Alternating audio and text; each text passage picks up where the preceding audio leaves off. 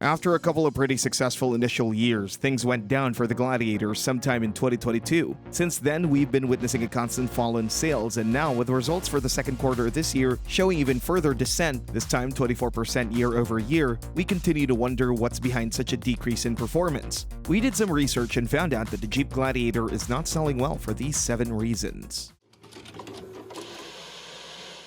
Number 7. High prices. The Gladiator had a couple of pretty good years in terms of sales numbers. In 2020, Jeep already managed to sell nearly 80,000.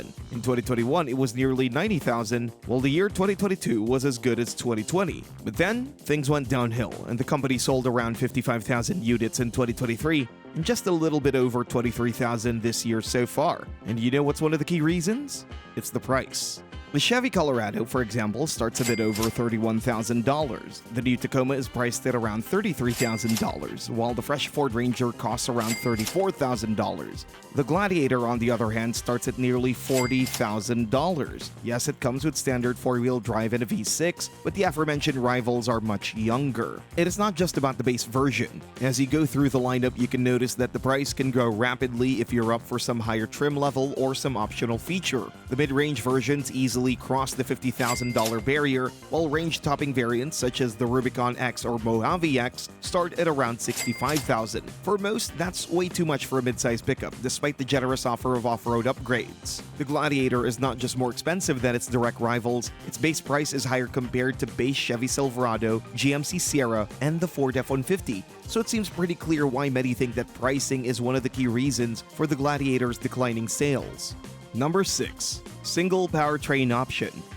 Here's another pretty obvious reason. The Gladiator may be available with every off-road upgrade you could imagine, but on the other hand, it's a bit of a disappointment that there's just one engine option. The diesel version has just been discontinued, so buyers can no longer get a fuel-efficient and torquey oil burner. The good old 3.6-liter V6 with 285 horsepower remains the sole option, and while it's generally a good engine, a truck like this with serious off-road pretensions definitely deserves an upgrade. After all, its closest relative, the Wrangler, is available in a wide range of powertrain options, which includes a Turbo 4, a V8, and even a plug-in hybrid. Why the Gladiator doesn't get one of these, we don't know. To us, it's a bit of an issue, especially if we consider that key rivals come with 2 or more powertrain options. The Colorado's new Turbo 4 is available in a couple of output variants, which both offer more torque than the Gladiator's naturally aspirated V6. The new Tacoma is also available in a couple of Turbo 4 variants, as well as a pretty impressive hybrid version with class-leading torque. Finally, the Ford Ranger comes with 3 engines on offer. In the Gladiator's defense, the only mitigating circumstance is the fact that it is, along with the Tacoma, the only remaining pickup with a manual transmission on offer, but that's still not much of a consolation. Number 5. Poor fuel economy. Here's another possible reason for the Gladiator's declining sales. The Gladiator is one of the thirstiest pickup trucks around. The diesel version is gone, so there's no longer an option to get a version that can get pretty close to 30 miles per gallon on the highway. No, the only model you can get now is the good old V6, which isn't particularly efficient. If you get the version with a manual gearbox, the best you can get is around 16 mpg city and 21 mpg highway, while the ZF's 8-speed automatic may count on slightly higher numbers, around 17 and 22 miles per gallon city highway. Most competitors are notably more efficient, as all of them feature smaller displacement engines turbocharged. Moreover, models like the Tacoma are now available in hybrid variants with pretty impressive ratings that can go up to 23 mpg combined. It's also worth noticing that the aforementioned figures refer to the base version of the Gladiator. Upgraded models come with bigger tires, higher ground clearance, and all other off-road upgrades, and have a pretty negative impact on efficiency. So, MPG ratings are even lower in these cases. Number 4. Interior quality and sound insulation.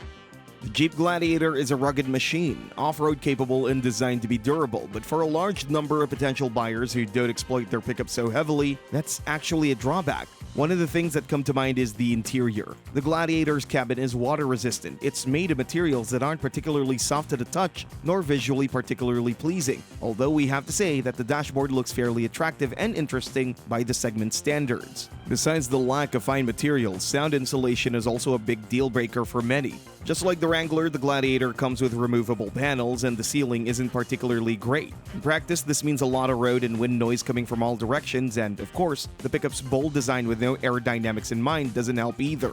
Number 3. Ride quality. Pickups are much more than work machines these days, especially mid-size models with such hefty prices. For many, they're rather seen as practical family haulers and lifestyle vehicles, and therefore, ride quality plays an important role. We already mentioned poor sound insulation, but that's not the only thing that bothers potential Gladiator owners. This is a classic body-on-frame pickup, so there's no word of a crossover-like driving experience as it's the case with the unibody Honda Ridgeline. The problem is that the Gladiator is even worse in this aspect than most of its body-on-frame rivals because it's primarily designed for off-roading. It features a rugged but not particularly comfortable solid front axle, and therefore you get more wiggle and jiggle than you would probably get in the case of a Tacoma or a Ranger. Lumpy asphalt is certainly its worst enemy, while highway driving doesn't seem like its area of expertise either. Still, there are a few things that contribute to the ride quality in a positive way, starting from well-designed seats with a lot of support and air vents for rear passengers. Number 2. Low reliability ratings. Pickup trucks need to be capable. The second highest requirement is reliability, and we can't say that the Gladiator shines in this field. Like a typical product with Jeep's badge, it's far from ideal when it comes to reliability ratings. We can refer to sources like Consumer Reports and JD Power. The Gladiator has consistently been getting lower than average ratings in terms of reliability and overall performance. Of course, we can mention some of the common issues related to the Gladiator. Some of the issues are not so serious but have a big impact on the overall driving experience. The Gladiator is not immune to Jeep's typical quirks and electrical gremlins. We've also heard a lot of complaints about the infotainment system with reports of freezing, Bluetooth connectivity issues, and random system crashes. Power windows, keyless entry, and warning lights, all these are typical Jeep troubles. When it comes to more serious issues, the recently discontinued turbo diesel turned out to be quite problematic, especially in terms of the fuel system. Clogged filters and failed injectors are some of the things that come to mind, while many owners also reported turbocharger issues with whistles and lack of boost that typically comes at significantly higher mileage. Unlike electrical problems, these are some quite costly repairs. Also, some owners experience the so-called death wobble, a violent shaking of the steering wheel which is typically associated with solid front axle suspension. And once again, that's a problem that has been troubling Jeep models for years, and the company never seemed to be able to solve it. Number 1. Tough competition. The Gladiator has been around since 2019, but it's based on the JL Wrangler, a generation that's been around for 7 years now, not to mention that many things carried on from its predecessor. In other words, this isn't the freshest pickup around, and the fact that there haven't been many updates meanwhile doesn't help either, because key rivals have been redesigned recently. The Tacoma is all new for this year, and it came with significant improvements, including a way more refined multi-link optional rear suspension and a completely new engine lineup that also includes a capable hybrid version. The Chevy Colorado is also a pretty fresh vehicle, and it's simply a more modern pickup. A better value, we would say. Finally, the new Ford Ranger is here, and the Blue Oval Company finally brought the Raptor to North America, which is as off-road capable as the Wrangler Rubicon, but also has a superior powertrain. And all three pickups are notably cheaper than the Gladiator. At the same time, these are more modern pickups with more powerful and more efficient powertrains, nicer ride quality, more modern tech features, more safety systems, and many other features that simply make it a better value. The Gladiator, on the other hand, desperately needs a comprehensive update despite the timeless design to stay competitive in this highly demanding segment. Thanks for watching, and see you next time.